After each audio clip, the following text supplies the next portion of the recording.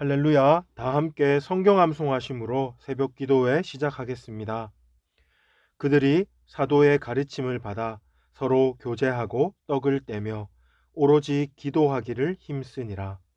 날마다 마음을 같이하여 성전에 모이기를 힘쓰고 집에서 떡을 떼며 기쁨과 순전한 마음으로 음식을 먹고 하나님을 찬미하며 또 온 백성에게 칭송을 받으니 주께서 구원받는 사람을 날마다 더하게 하시니라. 아멘. 오늘 함께 은혜 받으실 말씀은 시편 78편 12절로 33절 본문입니다. 저는 32절 33절을 봉독하겠습니다. 이러함에도 그들은 여전히 범죄하여 그의 기이한 일들을 믿지 아니하였으므로 하나님이 그들의 날들을 헛되이 보내게 하시며 그들의 햇수를 두려움으로 보내게 하셨도다. 아멘. 오늘은 어제에 이어서 시편 78편을 계속 함께 보겠습니다. 어제 다루었던 이 시편의 서두에서 시인은 신앙 전수의 사명을 반드시 감당해야 한다고 백성들에게 선포했습니다. 그런데 만일 이 사명을 제대로 감당하지 못하면 그들의 다음 세대는 출애굽 1세대와 에브라임 자손들과 같이 하나님 앞에서 멸망할 것이라고도 경고했습니다. 오늘 본문에서 시인은 출애굽 당시 하나님께서 어떤 놀라운 구원의 일을 행하셨는지, 그리고 그럼에도 불구하고 출애굽 1세대들이 하나님 앞에서 어떤 불순종의 잘못을 저질렀는지 더 구체적으로 다루면서 백성들에게 더 심도 있는 교훈을 주고 있습니다. 먼저 12절로 16절을 보시면 시인은 출애굽 당시 하나님께서 홍해를 가르시며 이스라엘 백성을 바로의 군대의 손에서 건지신 그 사건과 광야 40년 동안 구름 기둥과 불 기둥으로 그 백성들을 인도하신 것과 그리고 그 메마르고 간조한 땅에서 친히 물을 내셔서 이스라엘 백성을 마시우게 하신 그 사건들을 회상하고 있습니다. 여기서 우리는 하나님께서 참으로 이스라엘을 아끼고 사랑하셨으며 항상 그들과 함께 계시고 그들을 보듬어 주셨다는 사실을 분명히 목도하게 됩니다. 그러나 17절로 22절에서 시인은 그러하심에도 불구하고 하나님 앞에서 끝없이 불평했던 출애굽 백성들의 모습을 적나라하게 고발하고 있습니다. 18절에 보십시오. 그들이 그들의 탐욕대로 음식을 구하여 그들의 심중에 하나님을 시험하였으며 라고 기록되어 있습니다. 이 말씀처럼 그들은 만족할 줄 몰랐습니다. 하나님께서 반석을 쪼개어 그들에게 물을 주셨을 때 그들은 하나님께 마땅히 감사를 올렸어야 했습니다.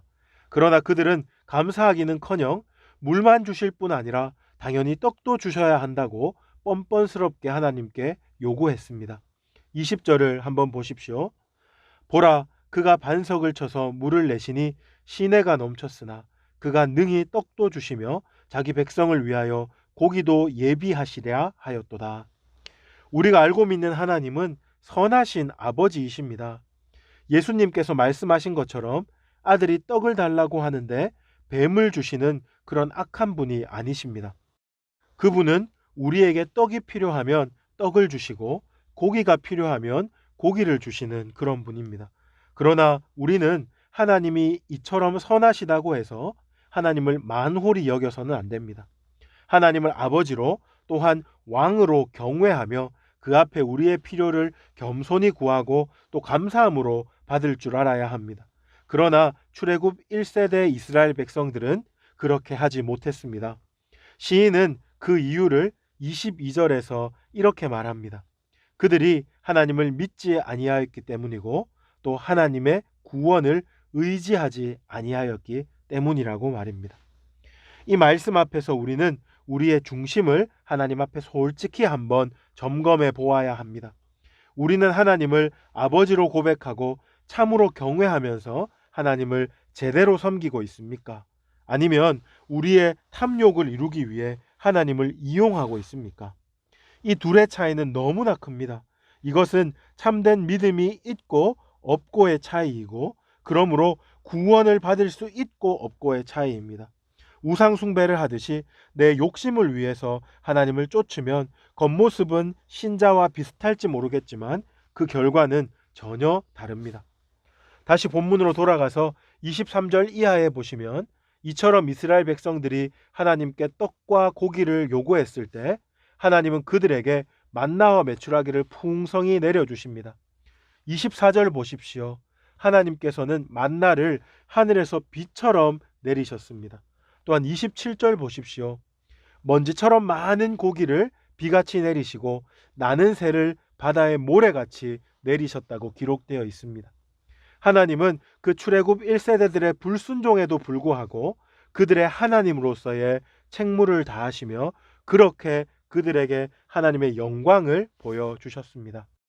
하지만 왕이시며 아버지 되신 하나님은 그들의 탐욕을 좌시하지 않으셨습니다. 30절과 31절에 보시면 이렇게 기록되어 있습니다. 그러나 그들이 그들의 욕심을 버리지 아니하여 그들의 먹을 것이 아직 그들의 입에 있을 때에 하나님이 그들에게 노염을 나타내사 그들 중 강한 자를 죽이시며 이스라엘의 청년을 쳐 엎드려 뜨리셨도다.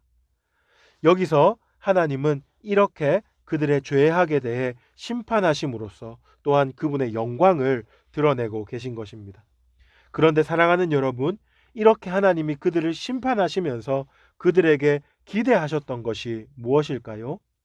그들이 자신의 탐욕에 대해서 회개하고 겸손히 하나님 앞에 돌이키는 것을 하나님께서는 기대하셨을 것입니다. 그러나 너무나 안타깝게도 출애굽 1세대들은 끝끝내 그렇게 하지 않았습니다. 32절과 33절도 한번 보십시오.